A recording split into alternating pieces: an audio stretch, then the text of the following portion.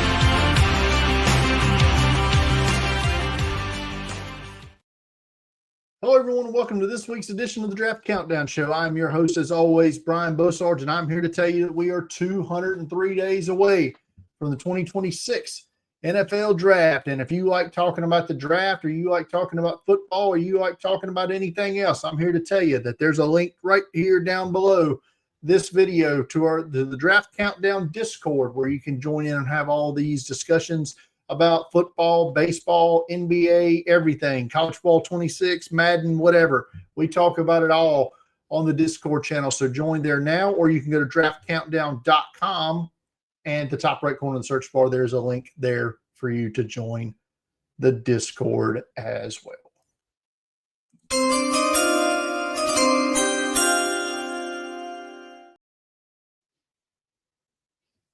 All right, lots of news to get to this week, and it seems like we've started it this way for the last 3 weeks now in this news segment. Another college football coach has fallen by the wayside. This time it's Arkansas and Sam Pittman.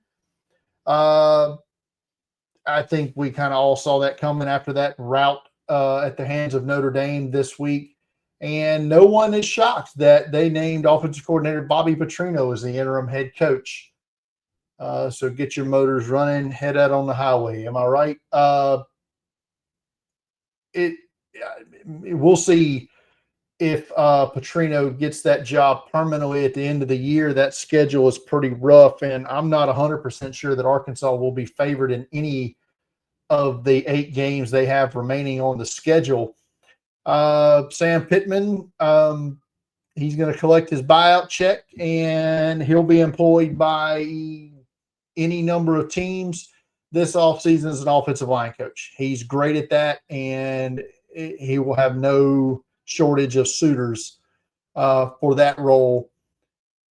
I have a feeling that the first overture, if they haven't already, that Arkansas will make will be to SMU head coach Rhett Lashley, a former Arkansas quarterback.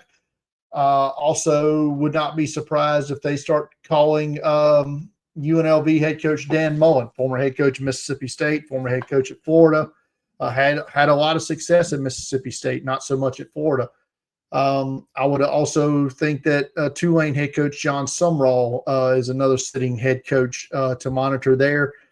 Or maybe the long tenured romance between them and Gus Malzahn finally comes to fruition. He's the current Florida State offensive coordinator, former UCF head coach, former Auburn head coach. Gus Malzahn may be an interesting job. We'll see. Like I said, Arkansas has had some moments this season, but started with the loss to Memphis and then the blowout at home to Notre Dame last week. That spelled the doom there for Sam Pittman. Hey, we got another trade in the NFL this week. The Texans are moving on from their free agent acquisition this year, offensive tackle Cam Robinson. They'll be shipping him off to Cleveland, and they'll be doing a 2027 pick swap of 6th and 7th round picks. This appears to be a depth move for the Browns. They've had some injuries at the tackle position, in particular DeJuan Jones. And the Texans get out of the rest of Robinson's salary for the rest of the year. I mean, it's a nothing burger as far as the trade goes, but depth for Cleveland, and they just swap picks a year from now. I mentioned in the open that maybe we need to perform an exorcism at MetLife Stadium because Giants wide receiver Malik Neighbors tore his ACL on Sunday. He's out for the year. He's one of the best young receivers in the NFL. Would have been a huge part of whatever growth we'll see from Jackson Dart this year.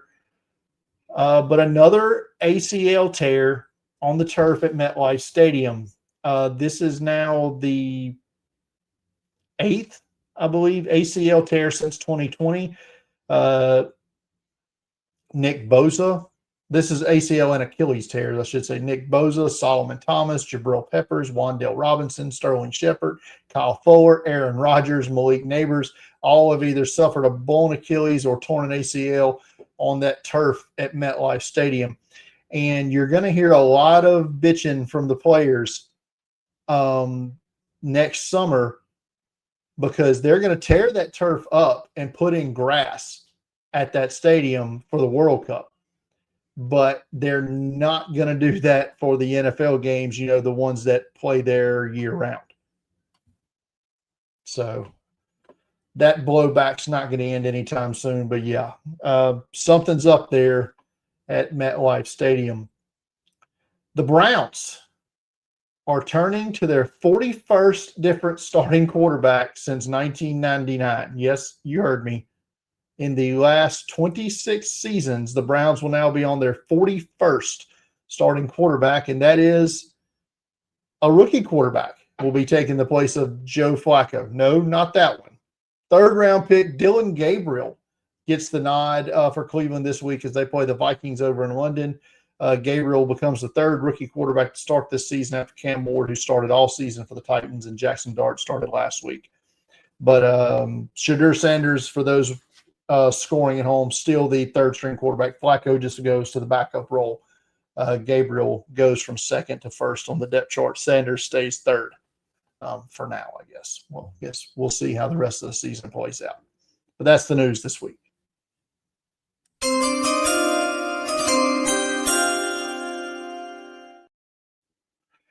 All right, let's look back at week 5 of college football. Man, it was some good games last week. I told you it was going to be some good games, and they did not disappoint. Both the late games, Alabama, Georgia, Oregon, Penn State, were awesome.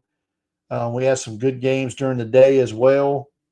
But, yeah, it was a good day for college football on Saturday. But we're going to look at the best offensive and defensive NFL draft prospects that I watched in those 5 games, or those 6 games, I should say, that I talked about last week. And we're going to start on offense, and we're going to start with Oregon quarterback Dante Moore.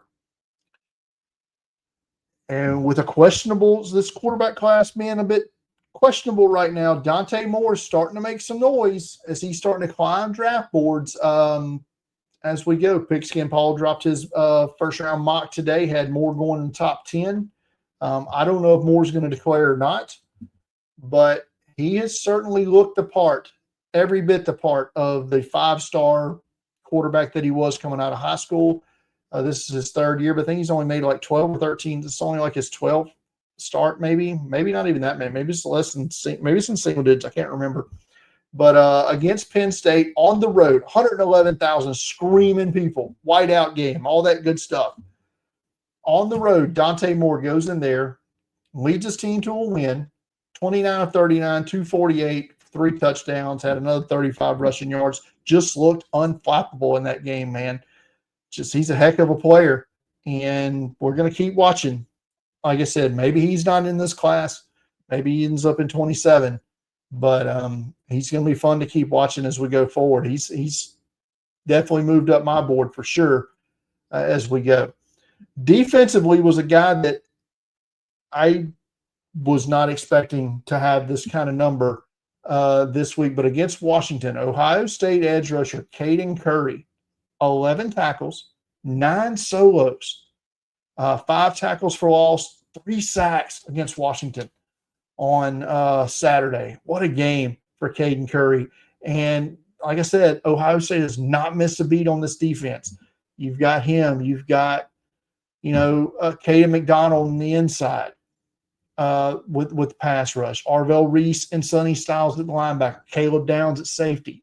This defense is awesome. And the offense hasn't been as overwhelming this year, but I think they're being a little bit more conservative with first-year starter Julian Sayin at quarterback. But, man, that defense is unbelievable. Now, for Curry and his pro prospects go, bit undersized for the edge, only 6'2", probably going to measure in about 6'1.5", 265, I believe. So, bit on the smaller side for an edge setter, but he can get after the quarterback, man, and we're going to see. This is his first year he's really been called into duty, so we'll continue to watch him as well as we go. They're going to have plenty more big games for us to watch as the year goes on. I want to mention another guy on offense that really jumped out to me and has for the last few weeks. Kansas wide receiver Emmanuel Henderson transferred from Alabama over to the Jayhawks. Henderson caught 5 balls for 214 yards and 2 touchdowns against Cincinnati. And one of those touchdowns was a 93-yard touchdown catch right out the chute in the first quarter, opening drive. He's also a hell of a kick returner, which is going to have great value on his prospect sheet going forward, especially with the kick return game in the NFL seemingly, back as a thing again. Henderson's a name to watch. I'm not sure if he's going to get in that day 2 area, but he's solidly in that early part of day 3 for me right now. Some other guys that stood out this week on offense, Florida State wide receiver Deuce Robinson, Friday night in that loss. He's just a big-bodied wide receiver, man. He's big on the outside. I think he can be a big slot at the NFL. Transfer from Southern Cal in that loss against Virginia Friday night. 9 catches for 147 yards and a touchdown. Had he been able to secure the one thing knock against him this week was Florida State probably wins that game if he's able to secure that catch in the fourth quarter that they called a catch on the field, but ended up overruling because he bobbled the ball and was out of bounds by the time he fully secured it. But if he catches that ball clean, probably a different ending for Florida State Friday night. I mentioned Caden McDonald a while ago. Defensively, he was another standout for the Buckeyes. 7 tackles from his defensive line, interior defensive line position, 7 tackles, 3 for loss, had 2 sacks in that game. Penn State, in their game against Oregon, denied Dennis Sutton. I'm a huge fan of his, top 10 player for me in this class, and you'll see that Friday at draftcountdown.com. I'm dropping my new big board on Friday. I'm going to 125 players this week, and Dennis Sutton will be in the top 10 there. 7 tackles against Oregon, 2 hurries, had an interception on a 2-point conversion, so not in the stat sheet, but on the 2-point play late in the game. Also for Penn State, their linebacker transferred from North Carolina, Amari Campbell, 15 tackles, 8 solos against the Ducks. And Oregon safety Dylan Gabriel, 4 tackles, 1 quarterback hurry, and had the game-sealing interception of Drew Aller for the Ducks in overtime. It was overtime, right? That sounds right. So anyway, in the overtime for Oregon. And one other player that stood out for Alabama in their game against Georgia was their safety, Bray Hubbard. 3rd-year player, 9 tackles, 5 solos in that game, forced a fumble and had a pass breakup. Now, while he had a great game, I would be remiss if I didn't say that I added him to this list this week just so I could tell this fun story. His dad, Mark, was the high school basketball coach at my high school during my senior year, and he asked me to come out for the team, mostly because I was big. I wasn't at a overly humongous school. I'm 6'3", was probably 200 pounds in high school. And he said, I'm not an athlete by any means, but he said, I needed 5 more fouls, just needed bodies. And I was a big body that he could use. But like I said, your boy was not an athlete. by any means. But to wrap up that story, I never played, but I just thought it was a fun story to tell on the show this week.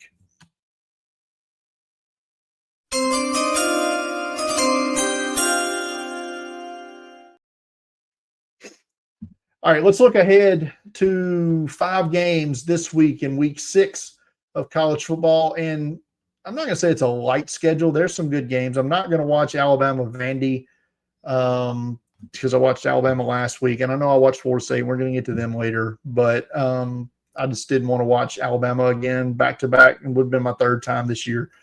So I took a pass on that game. That's one of the bigger games this week. But we're going to start out Friday night at 9:30. West Virginia is at BYU. It's been okay, not great so far for the Rich Rod reunion in Morgantown.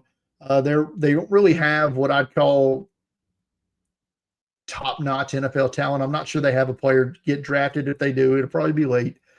But 4-0 BYU does have some talented players, particularly on offense. That includes their running back, LJ Martin. He's averaging 7.5 yards per touch on offense, and their wide receiver, Chase Roberts, has caught 16 balls for 234 and 3 touchdowns. BYU linebacker Jack Kelly has 15 tackles on the year, 7 tackles for loss, and 4 sacks. I'm not expecting a close game here, and mainly just watching this for the BYU players. 11 a.m. on ESPN on Saturday, Clemson travels to North Carolina. And I'm willing to bet this matchup looked a lot better on paper before the season started. But now both teams disappointing starts to their 2025 campaigns. And for all that talk about Belichick and company being the 33rd NFL team, I'm not sure there's going to be a Tar Heel player drafted. Definitely not before late on day 3. Clemson, clearly the more talented team here, but the Dabo Swinney train appears to have derailed this season. But we'll see if their talented group of guys, Avion Terrell and others, can get it back this week. Big noon kickoff on Fox at 11 a.m. Wisconsin at Michigan. Our second look at the Wolverines this year and another chance to look at their stout group of defenders, including edge rusher Derek Moore, defensive lineman Damon Payne, linebacker Jayshon Barham, and their 2 safeties, Zeke Berry and Rod Moore. And also definitely worth looking at is another set of eyeballs to get on Justice Haynes, the running back, averaging 134 yards a game this season for the Wolverines. Willing to bet Alabama fans wishing he was still in Tuscaloosa. Their running game hasn't really got going. Wisconsin's down, man, and it shows with their lack of overall NFL talent on this team. The wide receiver, Vinny Anthony, he's had a solid start to the season, worth monitoring in this game. 6 p.m. on CBS Sports Network, we're going to watch UNLV at Wyoming, and Dan Mullen's UNLV squad, 4-0, start the year. They got a bunch of transfer portal guys in that seem to be meshing really well, led by Virginia transfer at quarterback Anthony Calandria, who's almost nearly 1,200 yards in 4 games of total offense. So far, their cornerback, Amaris Brown, 15 solo tackles and 4 picks, including 2 touchdown returns at the corner position. For Wyoming, their lone prospect in this one is two-way tight end prospect John Michael Gillenborg, great blocker, solid receiver, late-round prospect for the Cowboys. And the big game this week, 6:30 p.m. on ABC, Miami heads to Florida State. And obviously this game lost a little bit of luster with the Seminoles' loss to Virginia last Friday. But this is still a must-watch for NFL draft prospect viewing. And one eye for me on this one, great map battle, is Miami interior offensive lineman James Brockermeyer, moving up boards on the interior there, and see how he battles against big defensive lineman, defensive tackle Darrell Jackson Jr. from Florida State. Also going to be keeping an eye on the seeming renaissance of Carson Beck at quarterback this year. And I mentioned earlier when I was talking about Dante Moore, there are chances for some of these quarterback prospects to get back up the board a little bit. Carson Beck is no different. and we'll see how he fares against the Noles on Saturday.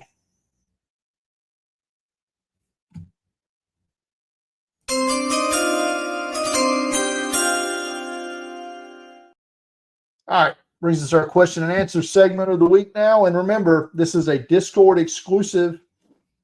So you have to be a member of our Discord to be able to ask a question and get it answered on the podcast every week. And so, again, go to the link down below to join the Discord in the body of this video, or you can go to draftcountdown.com. Top right corner search bar is a link to join the Discord there. And hey, other people can ask a question, right? I'm just saying, Bubba doesn't have to monetize or monopolize, I should say, the question and answer segments. Other people can get their questions answered. I'm still going to answer Bubba's question every week, though, because he's a trooper and gets them in. So he wants to follow up on his week 1 question about Ryan Wiliams and wants to know what my thoughts are now. He's had drop passes, doesn't seem to want to block, and weighs about 175 pounds. Weight's not the concerning thing for me right now. He can add weight maybe. I think his frame is a bit more conducive to weight adding than, say, Devontae Smith's was a few years ago. But drop passes are somewhat of a concern, not overly, but somewhat of a concern. Not willing to block is not great. You got to at least put in some kind of effort. Now, with that being said, obviously he's not a 2026 prospect as he's only a second-year player.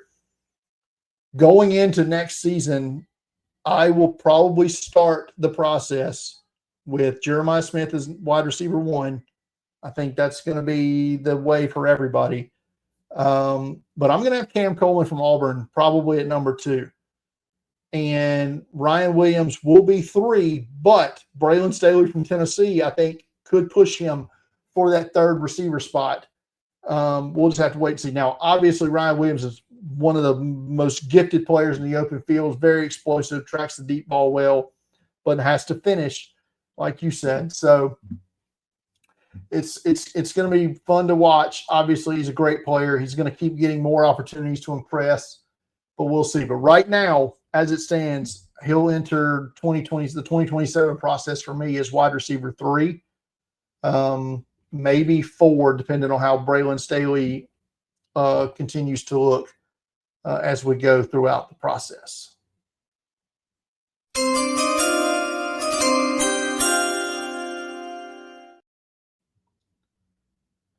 All right, that's going to wrap it up for this week's show. No final thoughts this week, really. Just going to wrap it up. Just remember, everybody, like the videos, right? Subscribe to the channel. Hit that bell so you get notified when a new video comes up. Again, you're going to get weekly fantasy advice from Brad, be it in shorts, be it on full video. He's telling you who to pick up on the waiver wire each and every week. Outstanding stuff. And you'll have our show this week. We got something fun cooking in a few weeks. We'll talk about it more as we get closer. But like I said, everybody subscribe to videos, share them out. It's good stuff. That's going to do it. Head to draftcountdown.com for everything that you need draft related. And later, everybody.